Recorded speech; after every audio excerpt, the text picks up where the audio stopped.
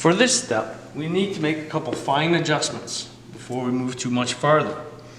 As you can see with this one, the slammer arm is touching the floor, causing the front wheels to lift off the ground. So when this comes back down, it will act as a brake and slow the vehicle down. So it's very simple to fix. We're going to hold our thumb here on the front and just bend this up just so that barely touches the ground. It'll smack the ground really quickly and then come off. There we go, just like that, all right? So we're going to install our slammer string, just like this one is. One important detail we need to make sure we cover is the end gap here where we bent this hook will be small enough for the string to sneak by. So we're just going to quickly take our hot glue gun and put just the smallest amount of hot glue right here just to close that gap. As we wait for the glue to cool off, we're going to take some string, and this is just normal basic cotton string. You can use almost anything as long as it will tie a knot and hold the knot. We're going to make our string first of all with a knot at one end to keep it from fraying and becoming really messy, hard to work with.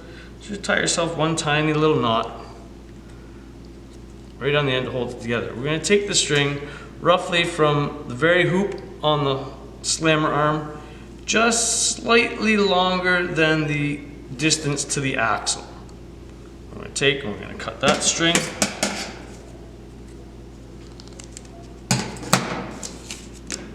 And we'll tie a knot in that end also. This way our string won't fray and become difficult to work with. Nice, like that. By this time our glue has cooled off enough, and we're simply going to take our string, pass it through the hoop, and give it a nice solid tight knot. If you can double knot it, do that.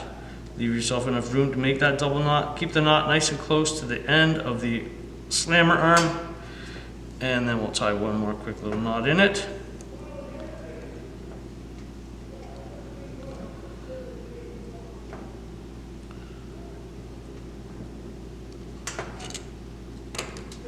There we are. There we go, nice and tight. Having made the knot, now the string ends up being just a little bit short. This will allow the string to pull off of the axle. You do not want the string to stay on the axle. When the arm comes forward, the string should release and fly freely. As you can see, compared to the model I've made previously, this is complete. We're going to show how to wind the string and give it a test run on our next step.